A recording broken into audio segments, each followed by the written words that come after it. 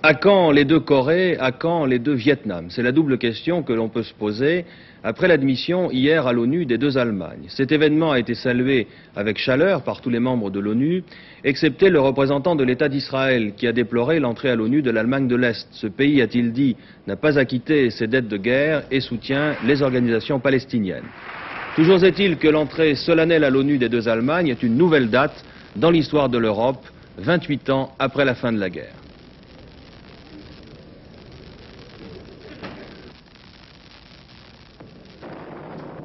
Cette entrée des deux Allemagnes à l'ONU, c'est le résultat d'un processus qui a débuté alors que déferlaient sur l'Allemagne, à l'est les troupes russes, à l'ouest les troupes américaines. Après une victoire totale, les vainqueurs se partageront le pays en zone d'occupation. Très vite, l'Allemagne deviendra la poire de discorde entre Russes et Occidentaux. Chaque parti marquera sa zone d'occupation de son empreinte, communiste à l'est, libéral et capitaliste à l'ouest. En 1948, les Alliés décident, contre l'avis des Soviétiques, de ressusciter un gouvernement en Allemagne occidentale. Riposte soviétique, le blocus de Berlin qui amène les Américains à organiser un véritable pont aérien de 200 jours pour sauver la ville de la famine.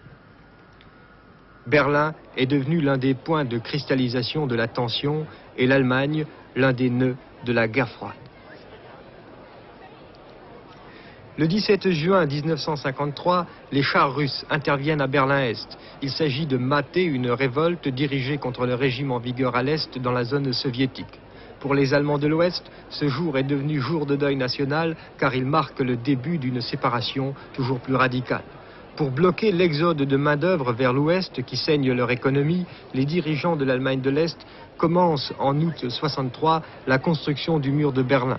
Cet acte consacre la coupure entre deux systèmes économiques et sociaux inconciliables. Cette partition est confirmée plus tard avec la proclamation de la République démocratique allemande. Désormais séparés par un mur de béton, deux États allemands vont s'ignorer.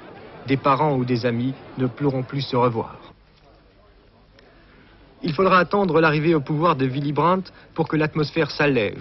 Profitant de la vague de détente entre l'Est et l'Ouest, Willy Brandt nouera avec Moscou des relations diplomatiques au prix de la reconnaissance par la République fédérale des réalités mais aussi des frontières issues de la dernière guerre mondiale.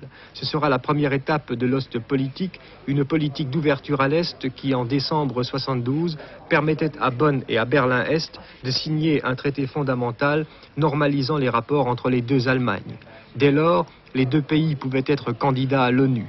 Mais la question allemande n'en est pas pour autant définitivement réglée. La question allemande reste ouverte.